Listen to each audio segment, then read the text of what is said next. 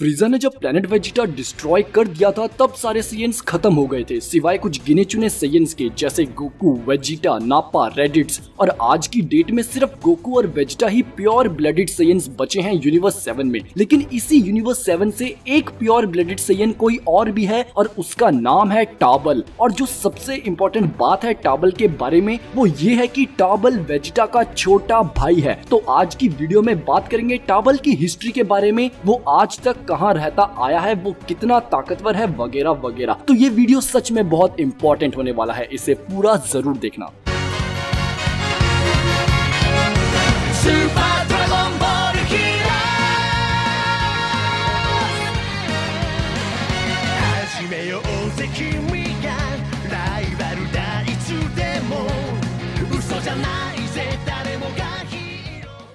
तो बात है तब की जब प्लेनेट वेजिटा डिस्ट्रॉय नहीं हुआ था। किंग वेजिटा के दो बेटे थे, एक था हमारा सैयन प्रिंस वेजिटा और एक वेजिटा का छोटा भाई टाबल। टाबल में सैयन्स की तरह लड़ने की क्षमता नहीं थी। जो गुस्सा, एग्रेशन, लड़ने की चाहत एक नॉर्मल सैयन में होती है वो टाबल में नहीं थी। ओवरऑल वो एक शांत स्वभाव का सैयन था और ये बात किंग वेजिटा को बिल्कुल पसंद नहीं आई। सैयन्स के लिए सबसे इम्पोर्टेंट होती है उनकी प्राइड। तो किंग वेजिटा को ये बात उनके ईमान के खिलाफ लगी कि उनका अपना बेटा ही एक सैयन के नाम पे कलंक है। और इसी डर से और टार्बल को ट्रेन करने के लिए किंग वेजिटा ने उसे किसी दूसरे प्लेनेट पर भेज दिया। टार्बल उस नए प्लेनेट पर एक एलियन जैसी लड़की से मिला और उसका बहुत अच्छा दोस्त बन गया। और फ्यूचर ने टार्बल ने इसी अच्छी दोस्त को अपनी वाइफ बनाया जिसका नाम था ग्योर। तो ये बात तो तब की है जब प्लेनेट वेजिटा डिस्ट्रॉय नहीं हुआ था और इस वक्त वेजिटा भी एक छोटा सा बच्चा ही था। तो जरा सोचिए टार्बल कितना छोटा रहा होगा जब उसे दूसरे प्लेनेट भेज दिया गया। लेकिन टार्बल के जाने के कुछ समय बाद फ्रीजा ने प्लेनेट वेजिटा को डिस्ट्रॉय कर दिया और वेजिटा को ये झूठ बताया गया कि उसका प्लेनेट एक मीटियोर से टकरा के खत्म हो गया। वेजिटा और टार्बल का बचपन एक आम परिवार जैसा नहीं बीता, लेकिन 2008 की एक एनिमेटेड फीचर्ड मूवी में टार्बल को पहली बार दिखाया गया। इस मूवी का नाम था Dragon Ball yo Son Goku and his friends return. इस मूवी में टार्बल प्लेनेट अर्थ पर अपने बड़े भाई वेजिटा से मदद मांगने आता है क्योंकि उसके प्लेनेट पर दो जुड़वा भाई आबो और कार्डो ने बुरी तरह कहर मचा दिया था। और ये आबो और कार्डो एक जमाने में फ्रीजा के ही सिपाही हुआ करते थे, लेकिन इतने टाइम बाद ये दोनों सिपाही फ्रीजा के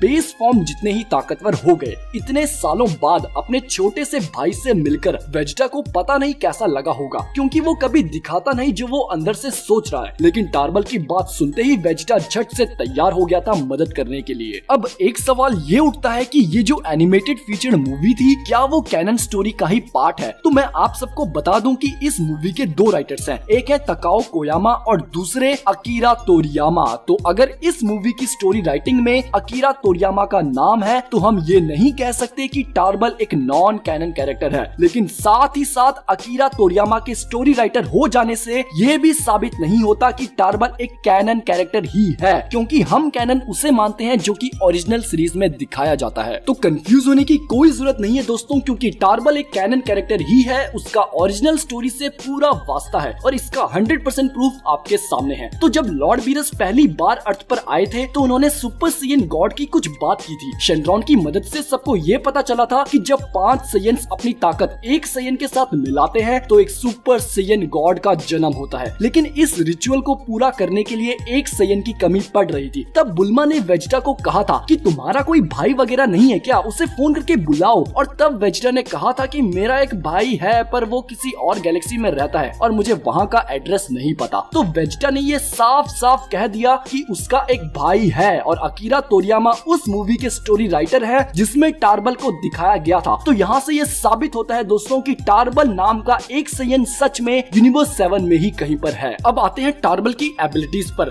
तो देखो जब टार्बल अर्थ पर आया था तो एंड्रॉइड 18 ने कहा था कि मुझे एक स्ट्रॉन्ग की महसूस हो रही है, तो इसका मतलब है टार्बल अब तगड़ा सैयन बन गया था। बाद में टार्बल ने वेजिटा को बताया कि आबो और कार्डो नाम के ये तो जो भाई हैं अब फ्रीजा जितने ही ताकतवर हो गए हैं और मैं उन्हें कुछ हद तक रोक पा रहा था। अब एक नॉर्मल सैयन फ्रीजा को अकेले रोक पाए तो शिद्दत के साथ कहूंगा दोस्तों कि उस सैयन में सच में दम है। टार्बल अब किंग वेजिटा और बारडॉक से भी ज्यादा ताकतवर है, क्योंकि ये दोनों ही फ्रीजा के बेस फॉर्म के सामने बहुत कमजोर थे। लेकिन टार्बल में अब इतनी ताकत है कि वो फ्रीजा के बेस फॉर्म को कुछ हद तक रोक सकता है। तो किंग वेजिटा को आज अपने बेटे पर बहुत नाज होता होगा। उनका छोटा बेटा टार्बल अब वो कमजोर से ये नहीं रहा। और टार्बल के बारे में जो सबसे इम्पोर्टेंट बात है वो ये है कि टार्बल यूनिवर्स 7 का इकलौता सैयन है जिसके पास अभी भी उसकी टेल है। यानी टार्बल के पास एक बहुत ताकतवर ट्रांसफॉर्मेशन अभी भी बचा है जिसका नाम है द ग्रेट एप। और अब जो कि हमें पता है कि टार्बल एक कैनन कैरेक्टर है तो चांसेस हैं कि हम इस नन्हे सैयन को ड्रैगन बॉल की न्यू सीरीज में देख सकते हैं। एंड ऑफ कोर्स देखेंगे यार, क्योंकि अगर टार्बल को दिखाना नहीं होता तो उसके बारे में हमें हिंट भी नहीं दिया जाता। तो इंतजार कीजिए दोस्तों, जल्द ही न्यू सीरीज में आपको टार्बल और may be the great app देखने को मिले। तो ये थी दोस्तों टार्बल की हिस्ट्री, उसका ओरिजिन और उसकी एबिलिटीज। आप सब नीचे कमेंट्स में बताइए कि आपको टार्बल की हिस्ट्री के बारे में जान के कैसा लगा और क्या वो न्यू सीरीज में फिर से लौटेगा। और आप टार्बल को एक कमजोर सैयन मत समझना, क्योंकि नॉर्मल बेस फॉर्म में रहकर भी उसमें इतनी ताकत है कि वो फ्रीजा को रोक सके। थोड़ी और मेहनत से वो और स्ट्रॉन्ग हो जाएगा और मे बी एक दिन अपनी मेहनत और अपनी प्राइड के साथ सुपर सैयन बन के दिखाएगा। आज के लिए बस इतना ही। वीडियो अच्छा लगा हो तो लाइक करो और चैनल को सब्सक्राइब जरूर करना। मिलेंगे नेक्स्ट वीडियो में, तब तक के लिए खुदा हाफिज, सादर प्रणाम।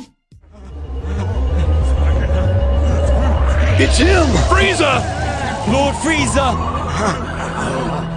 We salute you, sire! Yeah! Long live Lord Frieza! Long live Lord Frieza!